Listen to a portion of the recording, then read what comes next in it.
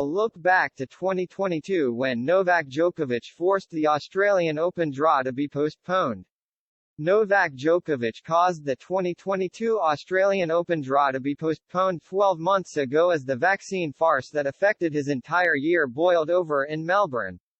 The Serb believed he had a medical exemption to play at the tournament, and amid a high-profile legal battle, uncertainty over his eligibility to compete rumbled on right up to the start of the competition. Djokovic remains unvaccinated against COVID-19, and only Australia's more lenient restrictions mean he can play at the 2023 Australian Open this month. It was initially thought that he might be barred from the country for a further 3 years, having been deported. The 21 times Grand Slam champion's vaccination status caused chaos last year and forced the draw to be postponed until it was confirmed that he would not be able to play. Tennis Australia initially planned to host the draw at 3 p.m. local time on January 13, but it was put back until later in the day. In bizarre scenes, with the live feed already running, the Times reported that the draw had been cancelled until further notice.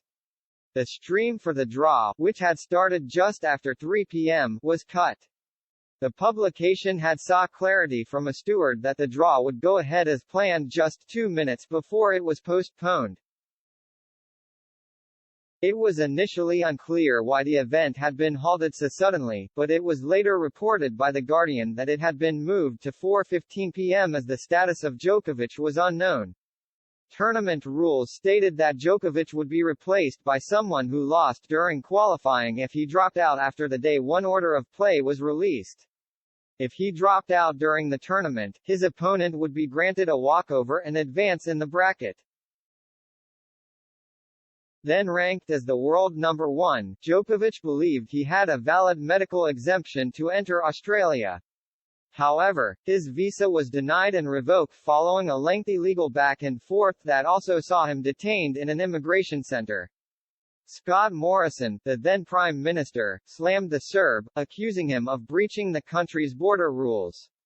Morrison, who lost the top job following a disappointing election defeat just months later, told journalists, "You either have to be vaccinated or you have to have a valid medical exemption and show evidence of it. It's as simple as that." Home Affairs Minister Karen Andrews added that Djokovic was banned from entering the country for 3 years. She said, "The visa was cancelled by Immigration Minister Hawke. That cancellation was upheld by the federal court, so as a result of that, he will be banned from entry for 3 years into the country." Andrews said that should Djokovic return to Australia with compelling reasons in the future, that may be looked at, but that's all hypothetical at this point. Djokovic's ban has since been overturned, with a new government now in place. The 35-year-old remains unvaccinated and will face trouble getting into the United States later this year, but for now he can compete for a 10th Australian Open title.